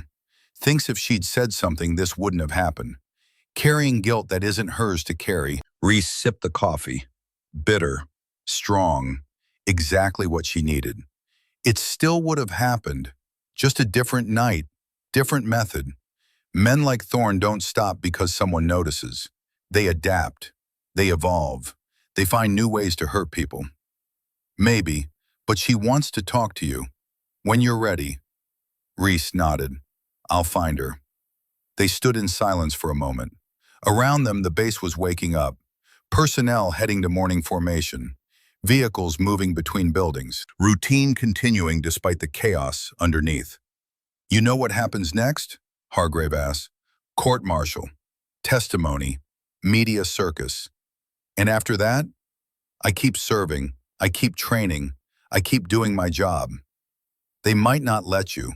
Might decide you're a liability. Too much attention. Too controversial. Too much proof that the system failed. Reese looked at him. Then I fight that too, because that's what I do. I fight. I survive. I refuse to let them win. Hargrave smiled, sad but proud. Yeah, he said, I expect you will. The next 72 hours moved fast. Time compressed when investigations kicked into high gear. NCIS completed their work with methodical precision. Seized computers, phones, personal effects, interviewed witnesses, built their case brick by brick until the structure was unassailable. Marcus Thorne, Garrett Finch, and Cole Vickers were formally charged with conspiracy to commit sexual assault, drugging with intent to facilitate assault, false imprisonment, and attempted rape. Owen Dalton was charged with conspiracy and false imprisonment, lesser charges in exchange for his cooperation and testimony. The story broke on Tuesday, not through official channels, through leaks, through whispers that became rumors that became certainties, through the inevitable erosion of operational security when something this explosive happened. By Wednesday, civilian media had it. By Thursday, it was national news. Female Navy SEAL fights off 4 attackers. Sexual assault cover-up revealed in military. NCIS investigates systemic protection of predators. The headlines multiplied. The base locked down media access, but that only made the story bigger, more mysterious, more compelling. The forbidden always attracted more attention than the accessible. Reese stayed in her quarters most of the week, emerging only for necessary appointments, for meetings with the NCIS investigators, for brief walks to maintain physical fitness and mental sanity. People stared, some with admiration, some with suspicion, some with outright hostility. The woman who'd broken the code of silence. The woman who'd refused to be a quiet victim. The woman whose survival was proof of institutional failure. She ignored all of it, had practice ignoring opinions that didn't matter. On Friday afternoon, there was a knock at her door. "Come in." Bryn Ashford entered, eyes red from crying or lack of sleep, or both. 19 years old and carrying guilt that aged her. "I'm sorry," she said immediately, words tumbling out. "I'm so sorry. I saw him looking at that stuff and I didn't. I should have. I'm so—" "Stop," Reese said. "Sit down." Bryn sat, hands clasped tight in her lap, knuckles white. "I could have prevented this. If I just said something—" "You didn't do anything wrong," Reese interrupted. "I saw him. I could have reported it. And he would have said it was for training, which is plausible, which means nothing would have changed except he would have known someone was watching. He would have been more careful, that's all." But nothing," Reese's voice was firm. "You're not responsible for what he did. He is. They are. Not you. Never you. You don't get to carry their guilt. That's theirs alone." Bryn looked up, tears on her face, young and scared and trying so hard to be strong. "I looked up to you," she said. "I thought if I could be like you, strong like you, focused like you, nothing bad would happen. And then it did anyway." "Being strong doesn't prevent bad things," Reese said. "It just means you survive them. It means when bad things happen, you have options. You have training. You have the ability to fight back. But it doesn't make you immune. Nobody's immune." "Is that enough? Just surviving?" Reese was quiet for a long moment, thinking about 8 years, about every day since, about the cost of survival, about the price of refusing to be broken. "Some days," she said finally, "some days it has to be." Bryn wiped her eyes. "What happens now? To you?" "I testify. They get convicted. Life continues. The system works or it doesn't. Either way, I keep moving forward." "Just like that?" "Just like that." Bryn stood, hesitated at the door. "Can I ask you something?" "Yes." "When you were in that room, when it was happening, were you scared?" Reese considered lying, considered giving the answer that would make her seem invincible, untouchable, the answer that would maintain the myth. But this kid deserved truth. "Terrified," she said, "every second. From the moment I felt the drug take effect to the moment I walked out of that house. Absolutely terrified." "But you fought anyway." "Because being scared doesn't mean being helpless. It just means you're human. Fear is information. It tells you when you're in danger. What you do with that information, that's what matters. Some people freeze. Some people submit. Some people fight. I chose to fight." Bryn nodded, understanding something fundamental about the nature of courage. "Thank you," she said. After she left, Reese sat alone again. The sun was setting outside her window, orange light bleeding into purple. Another day ending. Her phone buzzed. Text from Special Agent Wolf. "Kira Westmont arrives tomorrow. Wants to meet you. You up for it?" Reese typed back, "Yes." The meeting was arranged for Saturday morning, neutral location, a conference room in the NCIS office, official space for an unofficial conversation. Kira Westmont walked in at 0900 exactly. 31 years old now, civilian clothes, short hair, confident posture. But her eyes held something Reese recognized immediately. Damage. The kind that never fully healed. The kind that changed how you saw the world forever. "Petty Officer Kavanaugh," Kira said. "Just Reese." They shook hands, sat across from each other. Special Agent Wolf sat at the head of the table, present but silent. Witness to whatever needed witnessing. "Thank you for meeting me," Kira said. "Of course. I wanted to tell you, before the trial, before all this gets bigger, Kira paused, choosing words carefully. What happened to you, what you did, that should have been me 3 years ago. I should have fought. I should have refused to let them win. But I didn't. I let them convince me I was wrong, that I'd misunderstood, that pursuing it would destroy me. You reported it, Reese said. You tried. That took courage. And I let Captain Morrow bury it. Let Thorne and Finch walk away. Let them believe they were untouchable. Kira's voice tightened. And because I did, because I stayed silent after the initial report, they did it again. To you. Your assault is on me. Your trauma is because I wasn't strong enough. That's not true. Reese leaned forward. Your assault is on them. My assault is on them. Not on you. Never on you. You survived the only way you could. That's not weakness. That's survival. And survival is enough. Is it? It has to be, because the alternative is letting them win retroactively, is letting them destroy not just who we were in those moments, but who we are now. And I refuse to let them have that power. Kira looked at her, really looked. Seeing someone who understood in a way most people couldn't. Seeing someone who'd walked the same dark path and emerged on the other side. How did you do it?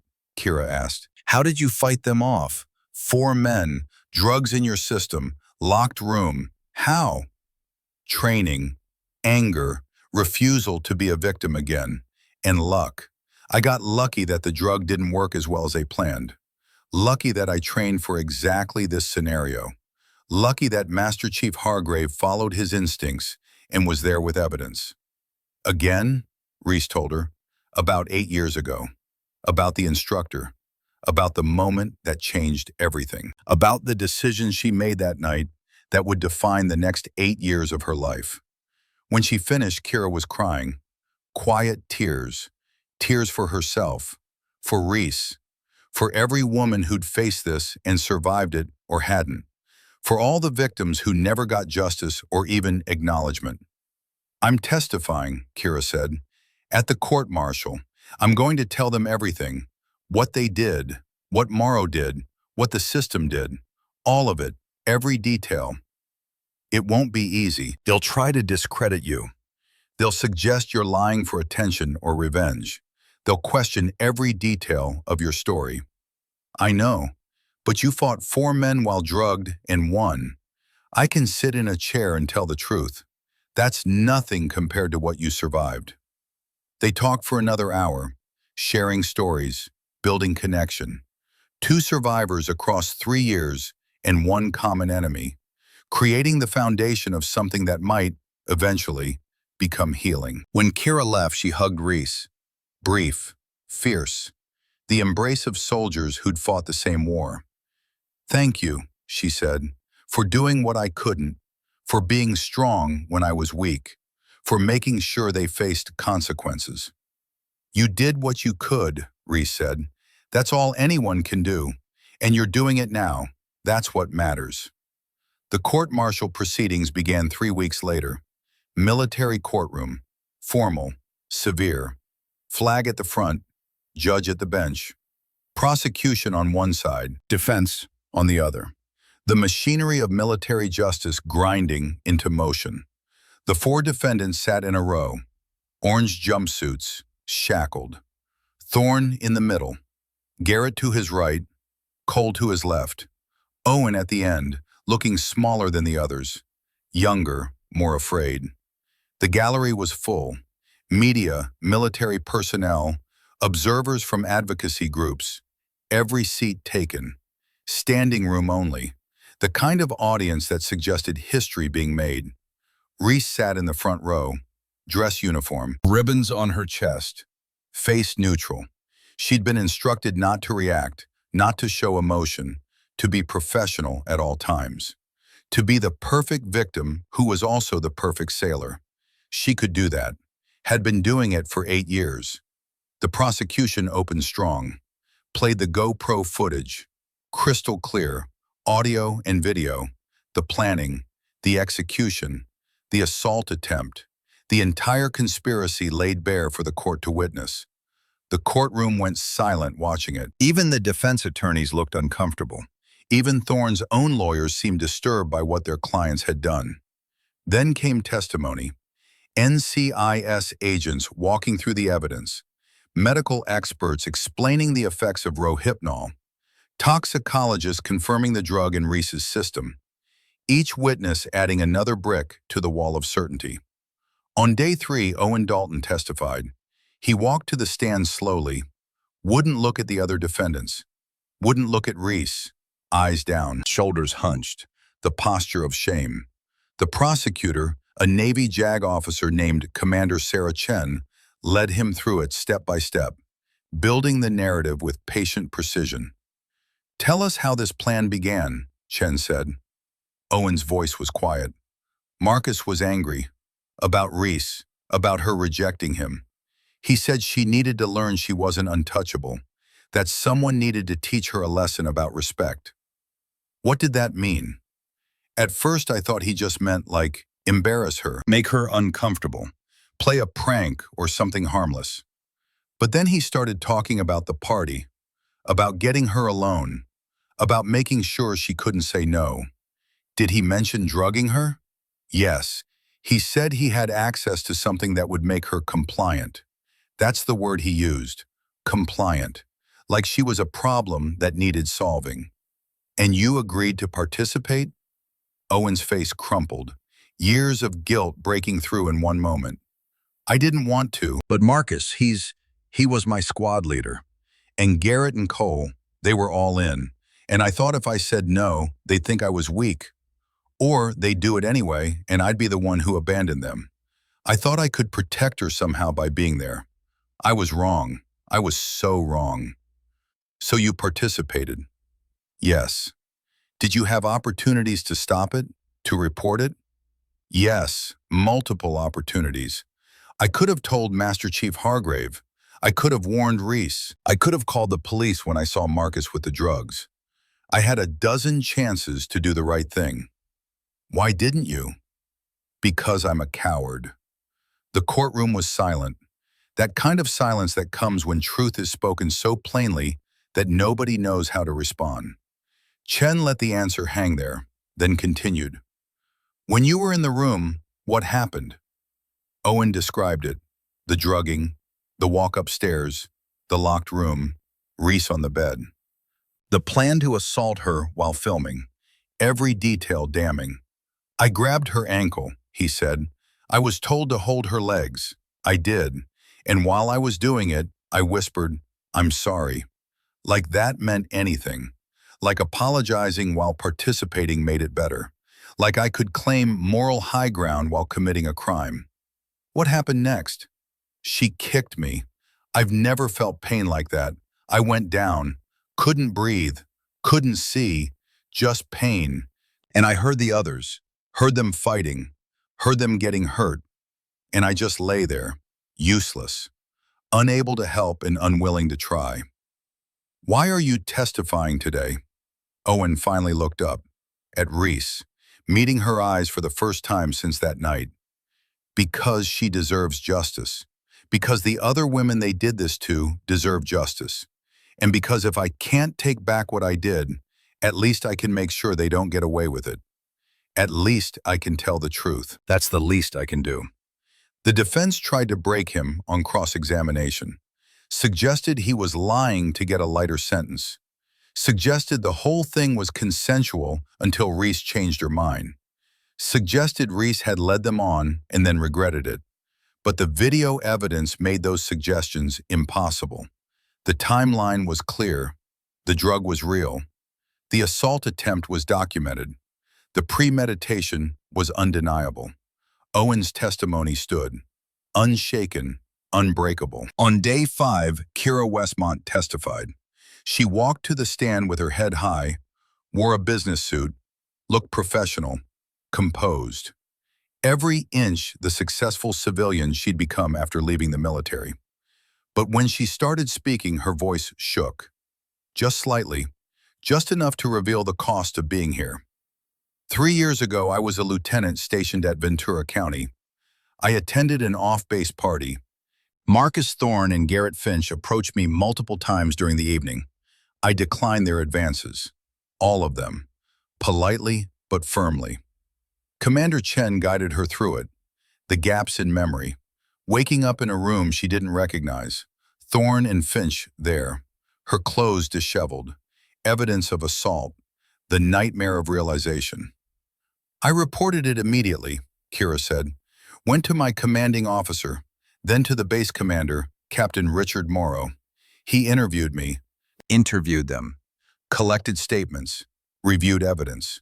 Then he called me into his office and told me there was insufficient evidence. That it would be my word against theirs. That pursuing charges would damage my career and my reputation. That the best thing I could do, the smart thing, was transfer and move on. What did you do? I believed him. I trusted the system. I thought he was trying to protect me from further trauma. So I transferred. I tried to move on. And 2 years later, I left the Navy entirely because I couldn't stand being in the same organization that chose to protect my rapists instead of me. The defense objected. Alleged rapists. There were no charges filed.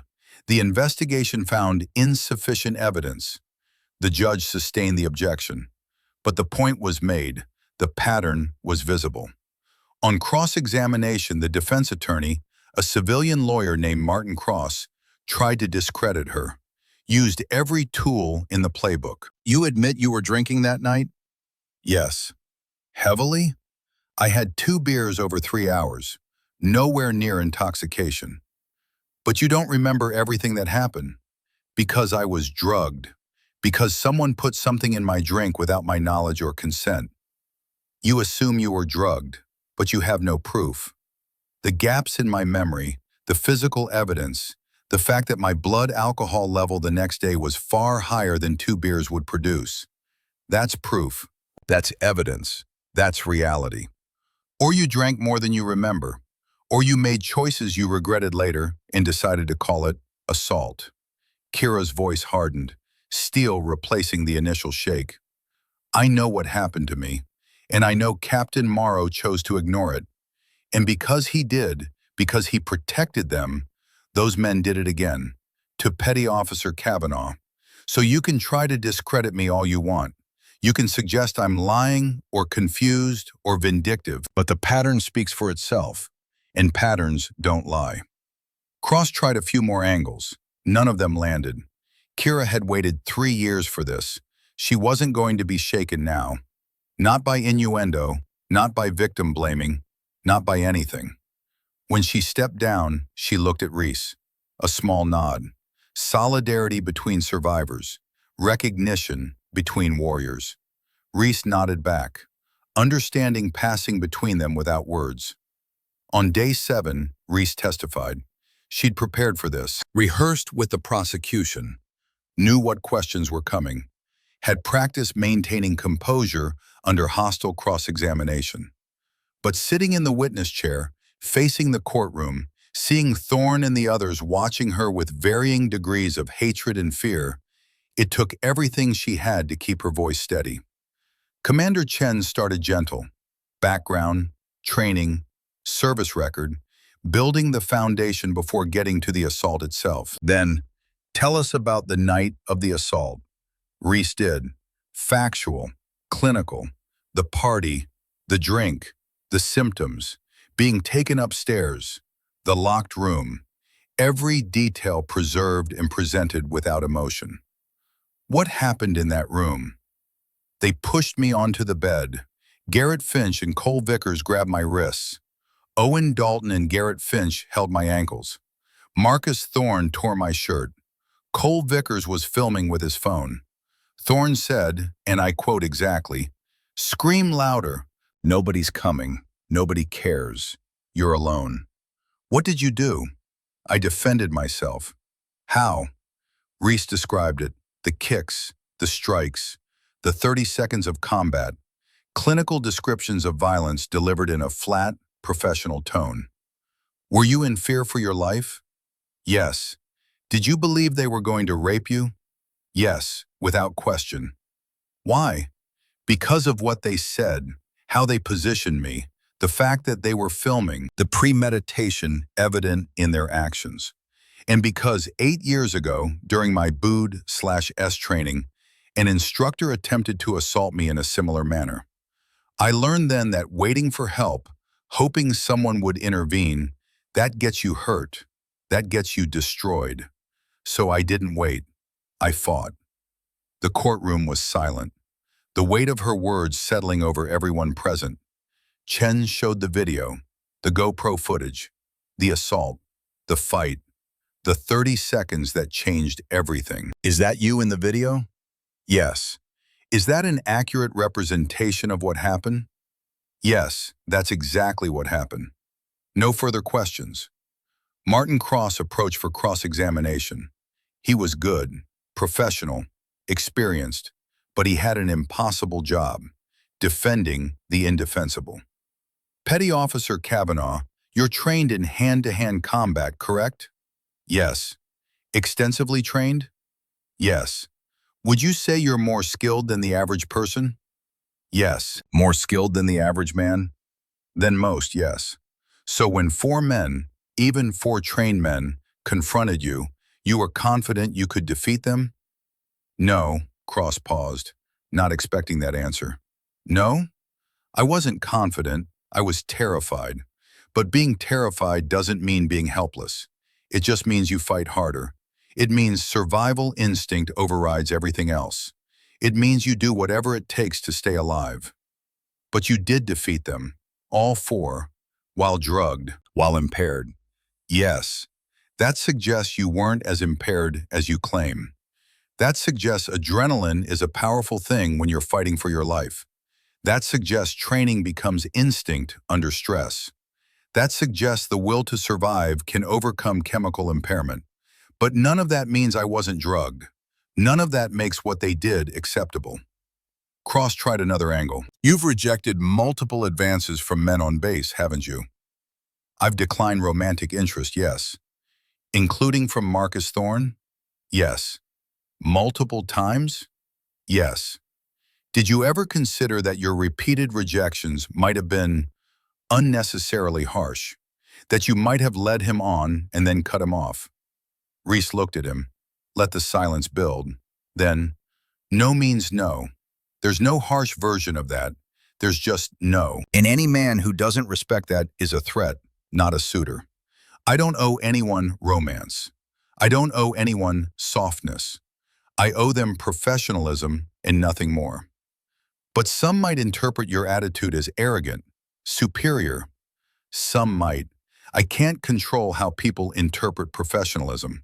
I can only control my actions. And my actions have always been professional. You admit you're not friendly with your colleagues? I'm professional with my colleagues. Friendly is optional. It's not required. It's not owed.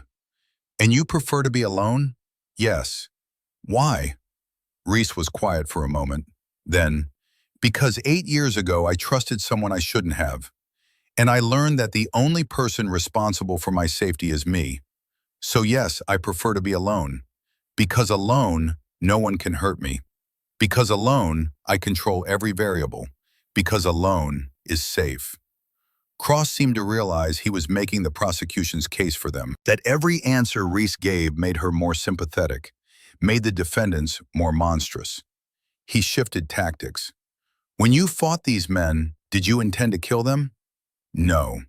But you could have? Yes. You chose not to? I chose to neutralize the threat. Killing wasn't necessary. If it had been, I would have. But it wasn't, so I didn't. That shows restraint. That shows training. That shows discipline. That shows I used exactly the force necessary and no more. Cross tried a few more questions. None of them helped his clients. When he sat down, Reese could see the frustration on his face. The knowledge that he'd lost before he started. The trial continued for 2 more weeks. Expert witnesses explaining trauma responses and drug effects. Character witnesses for both sides. Defense arguments that the encounter was consensual until it wasn't. That the defendants were victims of entrapment. that Reese had overreacted. None of it mattered. The evidence was overwhelming. The pattern was clear. The verdict was inevitable. The judge deliberated for 4 hours, longer than expected, but thorough, making sure every detail was considered, making sure justice was done correctly. When the court reconvened, everyone stood. The tension was palpable, history being made in this moment. On the charge of conspiracy to commit sexual assault, how do you find? Guilty. On the charge of drugging with intent to facilitate assault? Guilty. On the charge of false imprisonment? Guilty. On the charge of attempted rape? Guilty. All 4 defendants. All charges. Guilty. The word repeated until it became a mantra, a declaration, a promise that justice sometimes actually happened. Sentencing came a week later. The judge's final word on the matter: Marcus Thorne, dishonorable discharge, reduction to E1, forfeiture of all pay and allowances, 15 years confinement at United States Disciplinary Barracks, Fort Leavenworth. The architect of the crime receiving the harshest punishment. Garrett Finch, dishonorable discharge, reduction to E1, forfeiture of all pay and allowances, 12 years confinement. The enforcer, the one who'd done this before. Cole Vickers, dishonorable discharge, reduction to E1, forfeiture of all pay and allowances, 10 years confinement. The documentarian of evil. Owen Dalton, dishonorable discharge, reduction to E1, forfeiture of all pay and allowances, 3 years confinement, sentence suspended, 5 years probation. The reluctant participant who chose to do the right thing eventually, the judge spoke directly to them before sentencing, concluded, his voice carrying the weight of military tradition and moral authority. You took an oath, he said, to support and defend, to bear true faith and allegiance, to obey orders and regulations. You violated that oath in the most fundamental way possible. You targeted a fellow service member. You drugged her. You attempted to rape her. And you did so believing you would get away with it because others had protected you before. Because Captain Morrow had established that pattern of protection. Because the system had failed. He paused. Let that sink in. Let them understand the magnitude of their betrayal. The Navy is not a shield for predators. It is not a place where sexual violence is tolerated or ignored. And as long as I sit on this bench, men like you will face the full consequences of your actions. You are dismissed from service. You are confined to prison. And you will carry the weight of what you did for the rest of your lives. He brought down the gavel. Final, absolute. This court is adjourned. Outside the courtroom, media swarmed. Cameras, microphones, questions shouted from every direction. The feeding frenzy of a story that had everything: military drama, sexual assault, systemic failure, a survivor who fought back. Reese walked through them without stopping. Master Chief Hargrave on one side, Special Agent Wolf on the other, creating a corridor, protecting her from the chaos. A reporter broke through, shoved a microphone at Reese. Young, ambitious, hungry for the soundbite. How does it feel to have justice? Reese stopped, looked at the reporter. Let the camera capture her face. Let the world see what survival looked like. Justice is them being convicted, she said. Justice is them going to prison. Justice is the system working the way it's supposed to. But feeling? I'll let you know when I figure that out. Because justice doesn't erase trauma. It just means the truth was heard. And sometimes that has to be enough. She kept walking. Behind them, Kira Westmont was speaking to another cluster of reporters. Confident now, finding her voice after 3 years of silence. This verdict doesn't just matter for Reese Kavanaugh, she was saying. It matters for every woman who's been told to stay quiet, to transfer away, to let it go for the good of the unit. It matters because it proves the system can work when people refuse to let it fail. When survivors refuse to be silent, when witnesses refused to look away. Reese heard that, stopped, turned back, made eye contact with Kira across the crowd, across the cameras and microphones and chaos. Kira smiled, sad but genuine, grateful but grieving for the years lost. Reese nodded once, acknowledgement, respect, solidarity, then continued walking, away from the courthouse, away from the media, toward whatever came next. The investigation into Captain Richard Morrow began 2 days after the verdict. He was relieved of command pending review. Within a week, evidence emerged of 5 other complaints he'd buried over his career. 5 other women, 5 other assaults ignored, 5 other betrayals of the oath he'd taken. He was court-martialed 6 months later, convicted of dereliction of duty, conduct unbecoming an officer, and obstruction of justice. Stripped of rank, pension, benefits, everything he'd built over 30 years of service, gone, erased, as it should be. The ripple effects continued, spreading through naval special warfare like a shockwave. New protocols implemented, mandatory bystander intervention training, independent reporting channels outside chain of command, anonymous tip lines, victim advocates embedded in every unit, zero-tolerance policies with teeth. It wouldn't stop every assault, nothing could, but it was something, a start, a foundation to build on. Reese watched these changes from a distance. She'd been transferred after the trial, not as punishment, as protection. Too much media attention, too much controversy, too much. Petty Officer Kavanaugh, he said, I read your file, all of it, the classified parts and the parts that were on CNN. Yes, sir. You've had a hell of a year. Yes, sir. Wade leaned back in his chair, studied her with eyes that had seen too much, and learned from all of it. Some of the men here, they're not sure about you.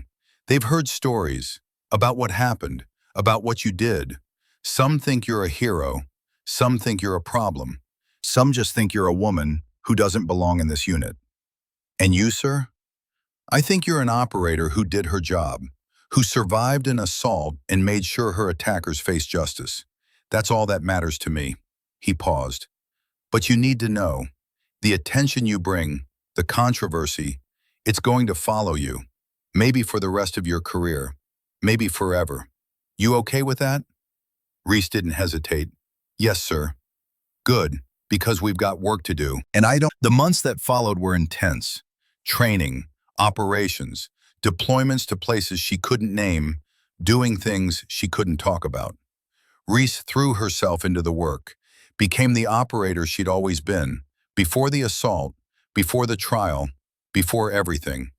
But different too, harder, sharper, less willing to tolerate bullshit, more willing to call out problems when she saw them. The voice she'd found in that courtroom, she kept using it.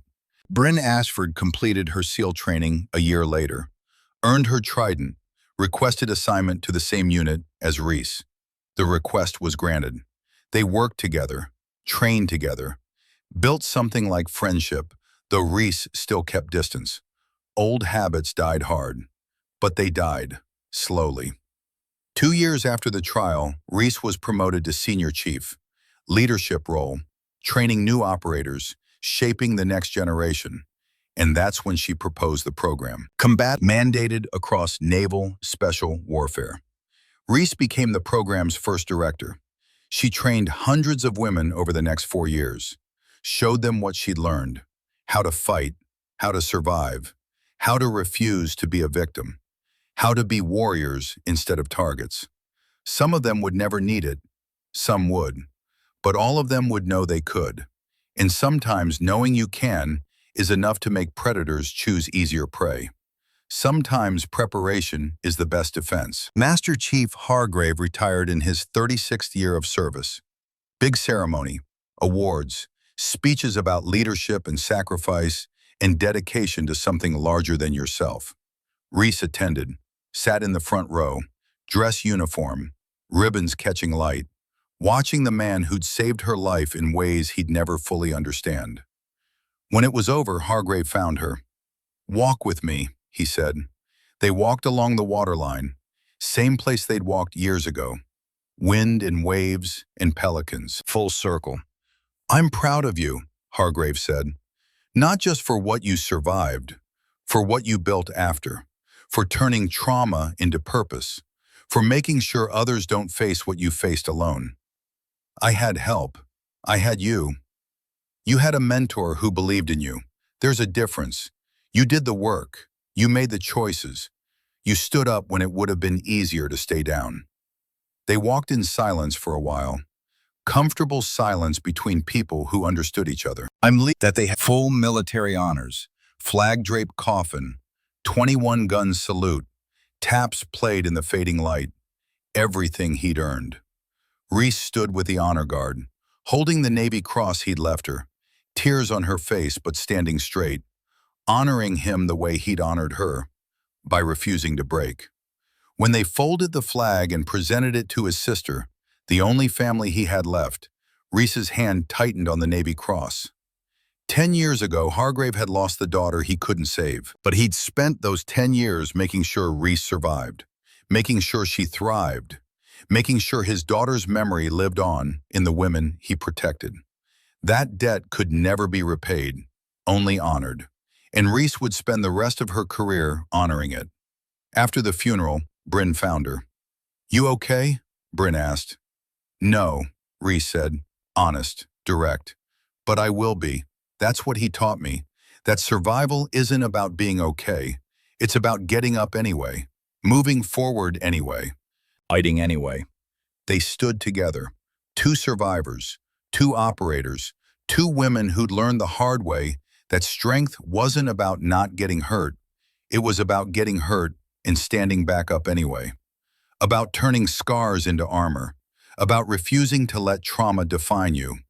5 years after the assault, Reese was promoted to Master Chief, the youngest female SEAL to reach that rank, breaking barriers even while carrying the weight of what she'd survived.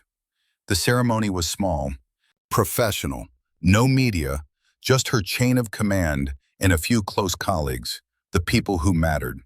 Captain Wade pinned on her new anchors. "You've come a long way, Master Chief," he said. "Yes, sir." "Where to from here?" Reese looked around the room, at the younger female operators watching, learning, growing, at Bryn, now a petty officer first class, grinning with pride, at the future she'd helped build. "Forward," Reese said. "Always forward, battle-tested, but unbroken, never broken." Reese set the photo aside, picked up Hargrave's Navy cross, held it, felt its weight, its promise, its reminder that she hadn't done this alone, that good people existed, that mentors mattered, that survival was possible. "Thank you," she whispered to the empty room, to Hargrave, to everyone who'd helped her survive, to herself for refusing to give up. Then she put it away, turned off the light, lay down. Tomorrow there would be training, new recruits, new challenges. The work continued. It always would. But tonight, for the first time in a long time, Reese Kavanaugh slept peacefully. No nightmares, no fear, no locked doors. Just rest. Deep, earned rest. She'd survived. She'd fought. She'd won.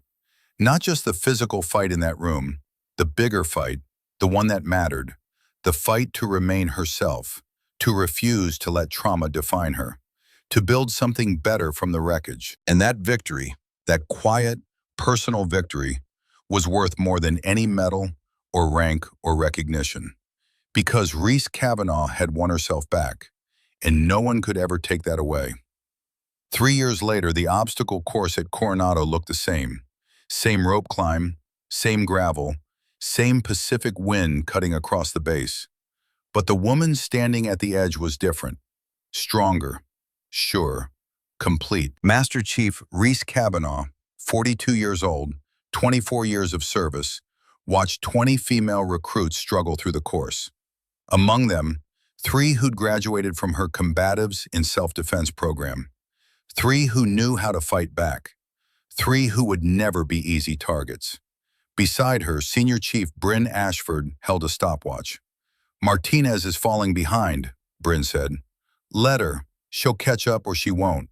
That's her choice, her fight." "Sounds familiar," Bryn smiled. Reese didn't smile back, but something softened in her eyes, something that might, eventually, become peace. "You caught up. You made the choice to keep fighting. Nobody made it for you." A recruit hit the ground hard, lay there for a second, then got back up, kept moving, refused to quit. Reese nodded approval. That was the lesson. Not avoiding the fall, getting back up after. Every single time. No matter how hard, no matter how much it hurt. Her phone buzzed. Email from Kira Westmont's nonprofit. 500th survivor placed in support program today. Lives saved because you refused to stay silent. Thank you, Kay. Reese pocketed the phone, felt the weight of those words. 500 women who'd found help because 2 survivors had refused to let the system win. Because 2 voices had become a chorus. Because silence had been broken. "Good news?" Bryn asked. "Someone's getting help. Someone who needs it. That's all we can do, right? Make sure the next one isn't alone. Make sure they have options. Make sure they know survival is possible." Reese looked at the recruits, at the younger women fighting through pain and doubt, at the future SEALs who'd face their own locked rooms, their own moments of choice, their own decisions about who they'd be in their darkest moments. Some would be victims, some would be survivors, but all of them would know they had options. They had training, they had power, they had a voice, because Reese Kavanaugh had made sure of it. "Master Chief," Bryn said, "you good?" Reese touched her pocket. Hargrave's Navy Cross was at home now, mounted above her desk. The knife he'd given her still in her dresser. The man himself, 8 years gone but never forgotten. His lesson remained. Trust your instincts. Fight when necessary. Survive. Build something better. Leave the world improved by your presence. "Yeah," Reese said. "I'm good. Better than good. I'm where I'm supposed to be. Doing what I'm supposed to do." The recruits finished the course. Exhausted. Bruised. Unbroken. Just like her. Reese turned away from the course, toward the building where her next class waited. 20 more women. 20 more warriors in training. 20 more potential survivors who'd never have to face what she faced alone. The work continued. It always would, because that's what survivors did. They survived. Then they made sure others could too. They turned trauma into purpose. They built legacies from ashes. They refused to let darkness win. And Reese Kavanaugh wasn't done yet, not by a long shot. The fight continued. The mission endured. The next generation needed training, and she was ready. Always ready. Always moving forward. Always refusing to surrender. Because that's what Master Chiefs did. That's what survivors did. That's what warriors did. They fought. They endured. They won. One day at a time. One student at a time. One life saved at a time. And in the quiet moments, when the work was done and the base settled into night, Reese Kavanaugh could look in the mirror and see someone she respected. Someone she'd fought hard to become. Someone who'd survived the unsurvivable and built something beautiful from the wreckage. That woman staring back, scarred but unbroken, damaged but functioning, traumatized but thriving. That woman was worth everything she'd endured to become. And that was enough. More than enough. That was victory.